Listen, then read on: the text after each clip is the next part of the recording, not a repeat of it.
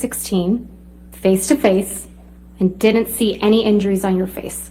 Isn't that correct, Ms. Hurd? I believe she was testifying about these photographs, and she said that I was not injured in them.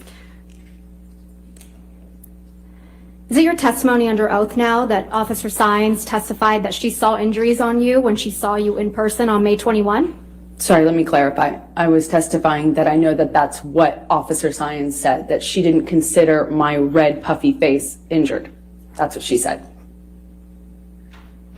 The red puffy face, that was your counsel's question, correct? That was She her said- testimony in the UK. That's incorrect, and you know that, Ms. Hurd. I disagree. It's just inconvenient for you that Officer Sines didn't see injuries on you on May 21, 2016. It doesn't matter what's convenient for me. Right. Officer Tyler Haddon also testified by deposition about being called to the Eastern Columbia building on May 21, 2016, and he also testified no injuries on your face on May 21, 2016. Isn't that correct? They both said that they did not consider me injured. They did not see injuries on your face on May 21, 2016. Isn't that what their testimony was? What their testimony was is that they did not consider what my face looked like to be injury. They didn't consider what they walked on in the house damage, but it was. You were sitting here when Officer William Gatlin testified by deposition about being called on May 21 to the Eastern Columbia building, and he also did not observe any injuries on you, did he? And that's what he testified to. He didn't even know which one I was. No, I think we all saw on video camera you identify yourself. Isn't that correct? I had to because of how far away he was. He didn't even know who he was But there after to you see. identified yourself, he looked at you. Isn't that correct? From a distance, yes. And he didn't see any visible injuries either, did he? I don't know what he saw. He testified that he didn't see any visible injuries, did I he? would believe that he didn't, yes. You were also in this courtroom when Alejandro Romero, who worked at the front desk at the Eastern Columbia building, testified about seeing you on May 25th, 2016. Isn't that correct? That is correct. I think he said the 25th. Yeah, and Mr. Romero testified that he didn't see any swelling or bruises on your face when you were talking to him at the front desk. He wouldn't have. No, he wouldn't have, even though he had a habit, because his parents taught him correctly, to look into someone's eyes when speaking to them. Isn't that correct? I know that's what he testified to, yes. You testified yesterday that you sought a temporary restraining order on May 27th, 2016 because you wanted to change your locks. Do you remember that testimony? Yes, I do. Those locks were to the penthouses at the Eastern Columbia building. Isn't that correct? That's correct. But you changed the locks to the penthouses on May 22nd, 2016. I attempted to.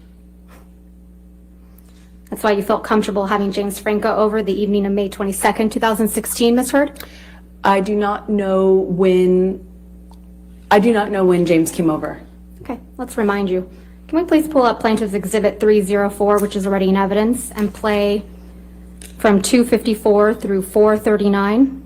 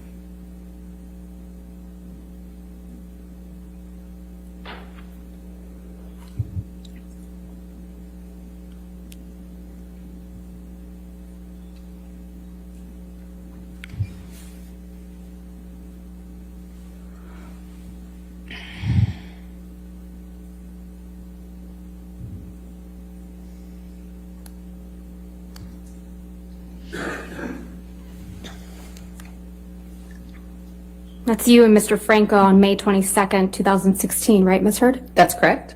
And you're taking him up to the penthouses, aren't you? That's where I lived, yes. And it's past 11 p.m. at night, isn't that right?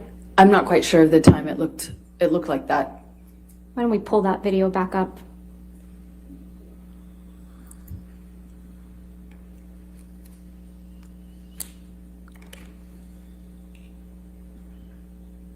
$22:51. Almost midnight, right?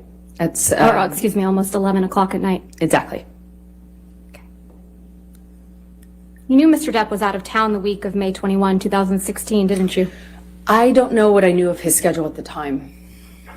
You knew Mr. Depp was out of town on May 27th when you went to get the domestic violence restraining order, isn't that right? I don't know if I knew that at the time. You knew Mr. Depp was heading out on a European tour that week, isn't that right? I'm not quite sure what I understood of his schedule at that time. You knew he wouldn't be back for weeks, right? No, that's incorrect. Let's go back to that recording. It's Defendant's Exhibit 598.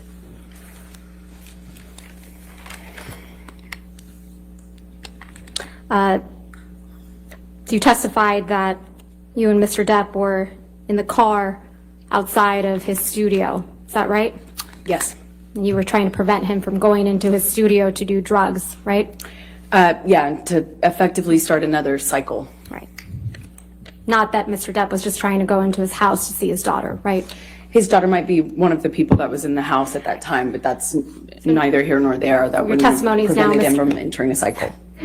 Your testimony is now that Mr. Depp does drugs in front of his children? Well, first of all, I know he does. Second of all, it wouldn't have mattered. It wouldn't have stopped him from using with his friends, which is the problem, not whether or not his daughter was there. Okay.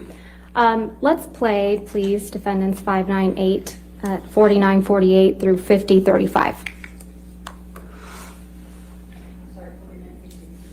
50:35.